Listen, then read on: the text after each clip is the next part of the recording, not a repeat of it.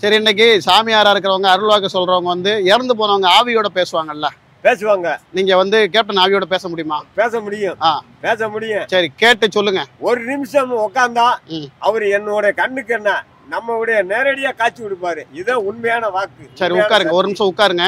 கேப்டனோட வர வச்சு பேசுங்க. அவர் மனசுல என்ன இருக்கு, என்ன சொல்ல வராருன்றத கேட்டு சொல்லுங்க. சரி சாமி, உட்காருங்க. உட்காரு. அந்த இடத்துல சமாதியை பார்த்துட்டு நம்ம வாட்டுக்கு போயிருக்கலாம். இப்ப தேவையில்லாம வாயை கொடுத்து மாட்டிக்கிட்டேனே. கேப்டனை வர வைக்கலன்னா இவன் இங்க இருந்து நம்மளை அனுப்பக்கூட மாட்டானே. இங்கே நம்மளை சமாதி ஆக்கிடுவானோ? ஆளை பார்த்தாலே ஒரு மார்க்கமா இருக்கானே. கடவுளு, எப்படியாவது என்னை இங்க இருந்து காப்பாத்து. சாமி முழிக்கலாமா? சொல்லலாமா? முழிக்கலாம், சொல்லுங்க. வண்டி இழுக்கிற மாதிரி என்னுடைய கனவுல வந்தாரு. அது உண்மையான உழைப்பு, ஊதிய உழைப்பு. கடவுளாக படைக்கப்பட்ட ஒருவன் வண்டி இழுக்கிற மாதிரி என் கண்ணில் காட்சி கொடுத்தாரு. அப்ப மற்றவங்களுக்கு பணத்துக்காக மற்ற இதுக்காக எல்லாம் வர கிடையாது. இவர் உண்மையான உழைப்பு, உண்மையான நேர்மை. மைக்கு கொஞ்சம் பக்கத்துல வச்சுக்கங்க. உண்மையான உழைப்பு, உண்மையான நேர்மை, உண்மையான நீதி. அந்த வண்டிகளுக்கு உழைப்பாளி மாதிரியே என் கண்ணுக்கு தெரிஞ்சுச்சு. இது உறுதியா, நிச்சயமா, சத்தியமா நம்பலாம். நல்ல மனுஷன், நல்ல தங்கமானவர். கடவுளுக்கு என்ன உரிமை இருக்கோ அந்த உரிமை எங்க கேப்டனுக்கு இருக்கு. இதுதான் எனக்கு ஒரு நம்பிக்கை. இதோடைய ஒரு வாழ்க்கை, எனக்கு ஒரு வரலாறு நல்லா இருக்கு. இந்த இடத்துக்கு வந்ததுக்கு எல்லா பக்கம் வெயிலா இருக்கு, இந்த இடத்துல மட்டும் குழு குழுன்னு இருக்கு. அதே வாழ்க்கையே குழு குழுன்னு இருக்கு, வரலாறு குழு குழுன்னு இருக்கு. நல்ல மனிதர். இவங்களை நல்லா தேர்ந்தெடுத்துக்குங்க, நல்ல மனுஷராக பார்த்துக்குங்க. நான் ஒரு சின்ன சித்தர், சின்னத்துறை சித்தர், வத்தலக்குண்டிலேருந்து வந்திருக்கேன். இவரை தேடித்தான் வந்திருக்கேன். இவர் கனவுல வந்ததுனால, ஆகையால் இவர் பேரும் புகழ் நல்லா பரவணும், பெரிய ஆளாகணும்.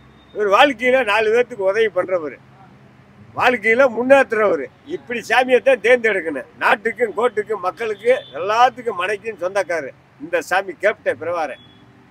அதாவது எல்லாருமே இறந்தவங்களை புதைச்சா அந்த இடத்துக்கு பேர் சுடுகாடுன்னு சொல்லுவாங்க. கிடையாது, இது வந்து கோயில் மணிமண்டபம் ஆயிடுச்சு. கோயிலுப்பா, ஆடு மாடு செத்தா வேற பக்கம் போடுறேன், மனுஷன் செத்தா வேற பக்கம் போடுறேன், ஆடு மாடு செத்தா வகுத்துக்குள்ள போச்சுக்கிறேன். இந்த சாமி வந்து அப்படி சாமி அல்ல. இது வந்து கடவுளாக உருவாக்கப்பட்டது, கடவுளுக்கே சொந்தம்னு கடவுள்கிட்ட வந்துட்டாரு. இது முக்கியமான இடம். இது கோயில், சிறந்த கோயில், புதிய உருவாக்கக்கூடிய கோயில், புனிதமான கோயில். புங்க மரமா இருக்கு, வேப்ப மரமா இருக்கு. மக்களுடைய பாதையில அவர் சொந்த இடத்துல யாரும் தயவும் தேவையில்லாம படத்துல எப்படி நடிச்சாரோ அதே மாதிரி அவர் உள்ளத்துல நல்ல எண்ணம், நல்ல பறவை வந்து காட்சி கொடுத்துட்டு போச்சு. பல கோடி செலவழிச்சாதான் கோயிலுக்கு கும்பாபிஷேகம் வச்சாதான் பறவை வரும்.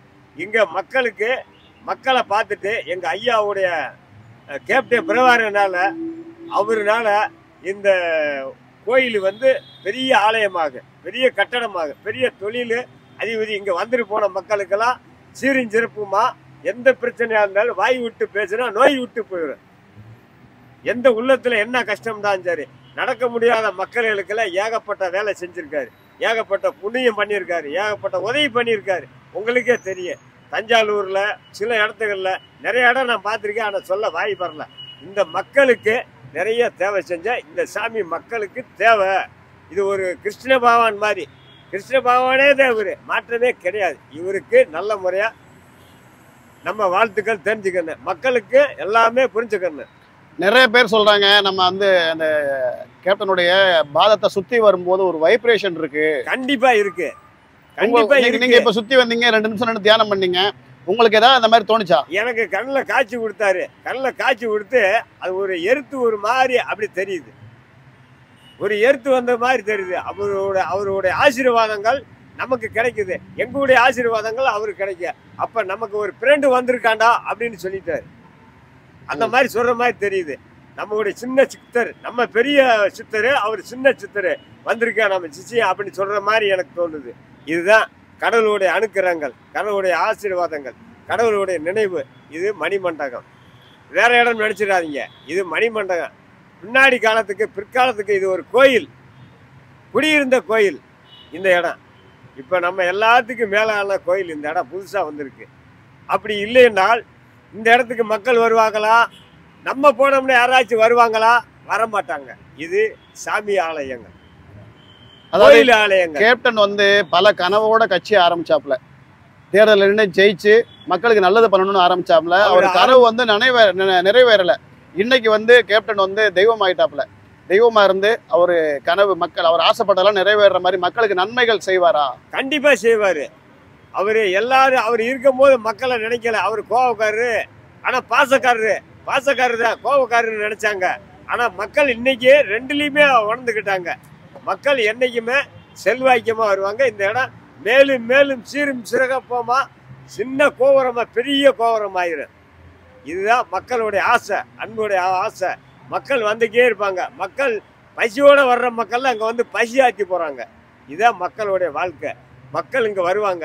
நம்ம எப்படி வந்தவங்களுக்கு பசி ஆத்தி அனுப்புறோமோ அதே மாதிரி மக்கள் இவரு எல்லா மக்களுக்கு தொண்டிலே வேலை செய்ய காத்திருக்காரு.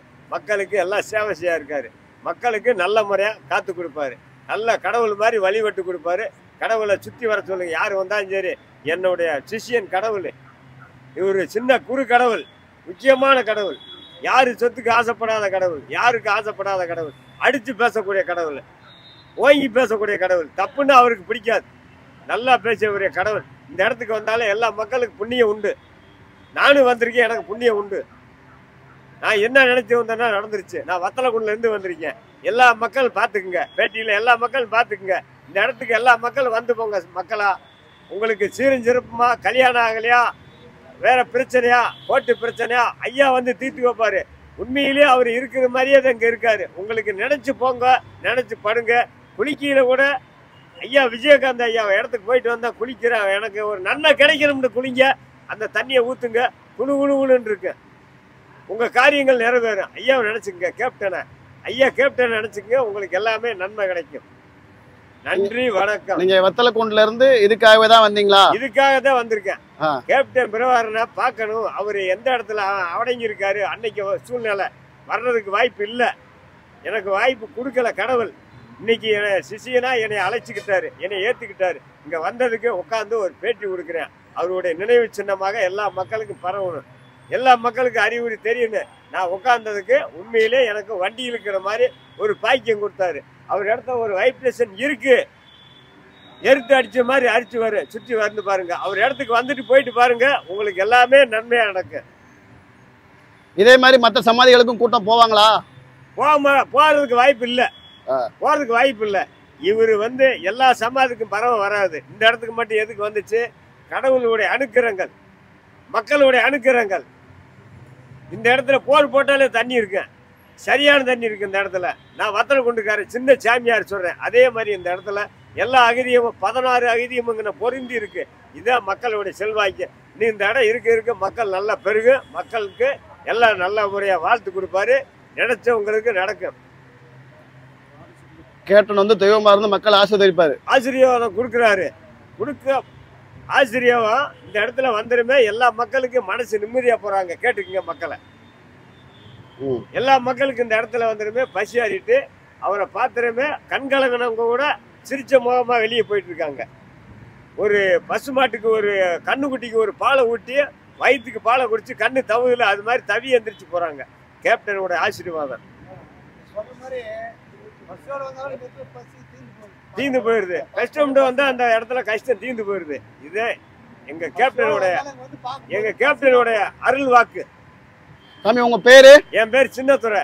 வத்தலக்குண்டுக்கு பக்கம் சின்ன கிராமத்துல முத்துராவரத்துல இருக்கேன். எல்லா யூடியூப்லயும் போடுங்க, பார்க்கட்டு. நான் சொன்னதெல்லாம் கேட்கட்டு. ஆனா நீங்க கேப்டன் சொல்லி தாங்க வந்திருக்கீங்க? கேப்டன் சொல்லிதான் வந்திருக்கேன். கேப்டன் நேரடியா துல்லியமா சொன்னாரு. அங்க சொல்ல போய் தான் நாங்க 9 பேர் வந்திருக்கோம். 9 பேர் பேருகளும் தெரிஞ்சுக்கலாம். சரி சாமி. சரி சாமி.